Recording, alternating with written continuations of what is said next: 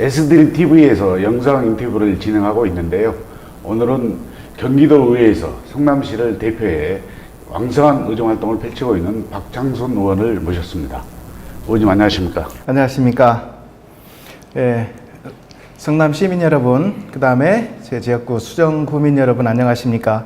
경기도의회 박창순 의원입니다. 늘 지역에서 이렇게 뵙고는 있습니다만은 오늘은 이렇게 영상을 통해서 또 우리 주민들과 여러분들 뵙고 있습니다. 오늘 인터뷰는 그동안에 제가 의정활동을 해왔던 부분하고 또 주민들께서 무슨 말씀을 하셨는지에 대한 부분들을 좀 집약해서 말씀들을 나누는 기회를 갖고자 합니다. 잠시 이렇게 잘 경청해 주시면 대단히 감사하겠습니다. 네, 의원님 의정 활동 사항들을 좀 보면 네. 예산 확보라든지 또 여러 분야에서 활발하게 의정 활동을 하시더라고요. 지역 주민들과 약속한 사항들, 일종의 공약, 그리고 또 그런 공약들이 어떻게 실천되고 있는지 대표적인 내용들 있으시면 소개 네. 한번 해주시죠. 그렇습니다. 이제 도의회에 가면은 어떤 일들을 할까 그렇게 해서 이제 시의원 할 때부터도 도에 가면은 그 할 일들을 나름대로 준비는 하고 있었습니다. 네. 이제 크게 봐서 도의원이면은 성남의 재난 안전 분야. 네. 그때가 세월호가 이제 그 사고가 난 이후로 재난 안전 부분이 굉장히 좀 중요시됐던 그 그렇죠. 부분이었었죠. 네. 시민들이 관심 많이 예, 있었습니다. 또 관심도 많이 생겼었던 그 시점인데 사실상 그 동안에는 성남의 재난 안전 부분이 그렇게 일반 그 시청이나 이런 부분들 같이 동사무소나 구청 같이 친근하거나 아니면은 자주 갈 수 있는 그런 곳이 아니었었는데요. 이제 그런 부분하고 또 성남에는 그 남한산성, 예. 남한산성 이게 세계문화유산 센터가 지금 있는데 그 당시에는 세계문화유산으로 지정되지 않았던 때입니다. 2014년도에는. 네. 그리고 학교, 교육 분야 이 세 가지 좀 그 부분으로 해서 크게 보면 또 도정 활동을 좀 펼쳐야 되겠다. 그렇게 하면서 이제 도의회에 가서 보면은 그 관련된 예산들이 시에서 하는 것보다 훨씬 많습니다. 그렇죠. 아무래도 예산이 많으니까요. 네, 액수도 크고. 네. 그 중에서 이제 그 재난안전 부분을 우선 말씀드리면 성남의 그 소방서가 74년도에 이렇게 그 세워지면서 그 현재 있는 그 수진 이동에 있는 소방서가 네. 낡고 비좁고 또 주민들이 민원인들이 와도 차 한 대 댈 수가 없고 네. 장비가 소방 장비가 이렇게 바로 출동 태세를 갖춰야 되거든요. 네. 근데 그런 것까지도 이렇게 진열도 안 되고 그래서 이 소방 서비스에 문제가 있다.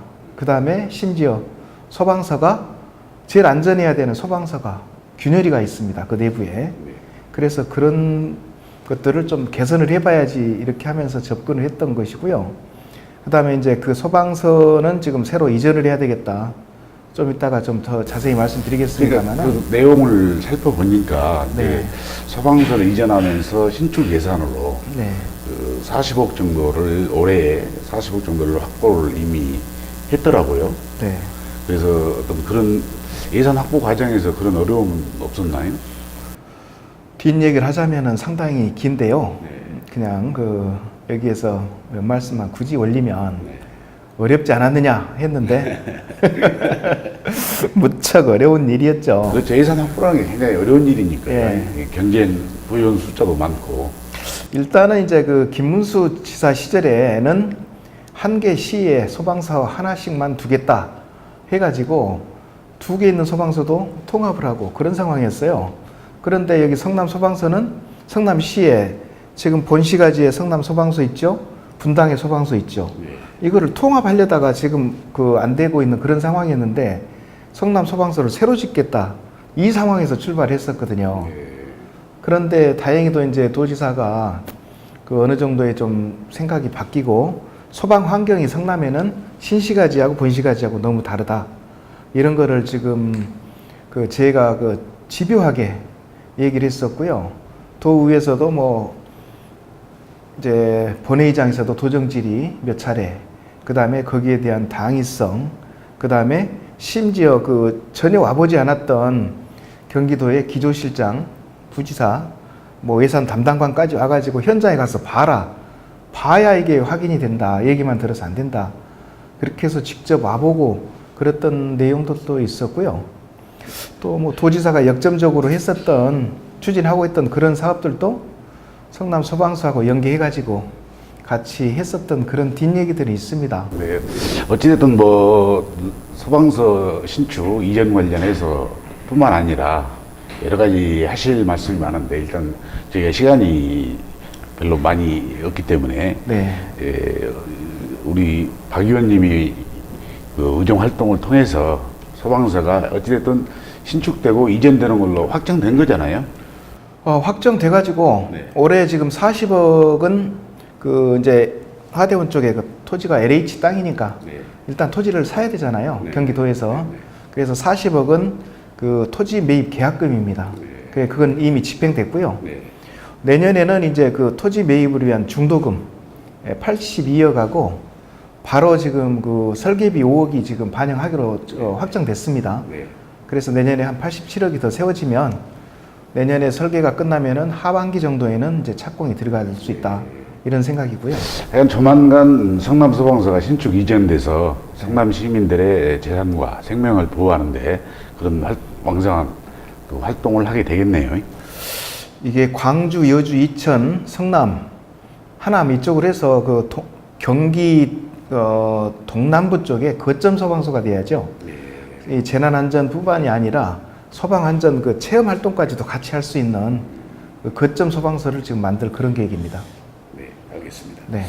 전국 최초로 경기도 안전 취약계층 네. 또 이런 안전 취약계층 지원 조례안을 발의하시고 여러 가지 그 대표적으로 조례안들을 만드셨는데 많이 네. 그 중에서 하나 소개해 준다면 어떤 것들이 있는지. 뭐 제가 지금 경기도에 가서 현재까지 저는 이제 경기도에 없는 조례들을 만드는 재정권으로 해서 8개 조례를 새로 만들었어요. 그러니까 경기도에는 없는 조례였던 거죠, 그동안에는. 그 중에서 전국 최초로 만들었던 조례가 5건입니다. 8건 중에. 야, 전국 최초로. 최초로. 네. 이것들이 이제 다른 지역으로 좀 확산돼 가지고 거의 표준화되다시피 해서 이제 전국적인 그 조례로 이렇게 만들어져 가는데요. 그 중에서도 이제 뭐 여러 가지 몇 가지 있겠습니다만은 제일 먼저 했던 게 그 경기도 지역재난 피해 지원 조례라고 해서 네. 이게 재난이라는 게 사회적 재난, 인적 재난, 뭐 자연 재난 뭐 이런 거 있지 않습니까? 네. 근데 그 조례가 만들어지면서 바로 적용된 첫 사례가 있었어요. 의정부의 그 대형 화재. 지난번에 예. 얼마 전에 나왔던 의정부 대형 화재 재난 이 조례가 그랬습니다. 우리 의원님이 만들었었던 게 적용이 됐군요. 예, 예. 네. 그래서 거기에 그 조례를 기본 바탕으로 해가지고 경기도하고 의정부 시하고 이렇게 합해가지고 그 피해를 그 주민들한테 조금 어느 정도 보상을 해줬었는데요. 그 조례가 만약에 먼저 있었다면 사실상 그 성남에 지금 여기 모란에 그 터미널 부지에 그 모델하우스 화재가 났었잖아요. 네, 네. 그런데 적용을 할 뻔했어요. 근데 그때는 없었거든요. 그런 거라든지 또 경기도 재난 대비 아마추어 무선 활용 조례 이런 것들은 현재 그 아마추어 무선 햄 이게 통신이 이게 완전히 마비됐을 때 예를 들어서 지금 그 멕시코 같은 데 지진 났는데 그 일대 지금 통신이 안 되잖아요. 그런 상황이라면은 통신 두절이 된 상황에서 제일 마지막에 통신 가능한 부분이 어떤 거냐? 아마추어 무선이다. 햄. 이걸 이용하자. 그게 보니까 네. 그 지방자치학회에서 네. 우수 조례라고 그래가지고 상을 좀 받으셨더라고요. 네. 이 사실상 이 조례는 그 다른 의원들이 다른 표창도 또 이렇게 덜어는 받기도 하고 그럴 거예요. 네. 그런데 이 조례만큼은 제가 상당히 애착이 가는 조례고요. 지방자치학회면 거기에 그 지방자치 전문가라든지 뭐 교수, 학계, 뭐 관련 전문가들이 다 이렇게 포진하고 있는 그런 학회인데 여기에서 이 절에 대한 그 우수성을 그래도 평가하고 인정을 해 주셔가지고 네. 상을 주셨던데 이게 그 상에 대한 상당히 지금 그 제 나름대로 뿌듯하다 뭐 그런 생각은 좀 하고 있습니다.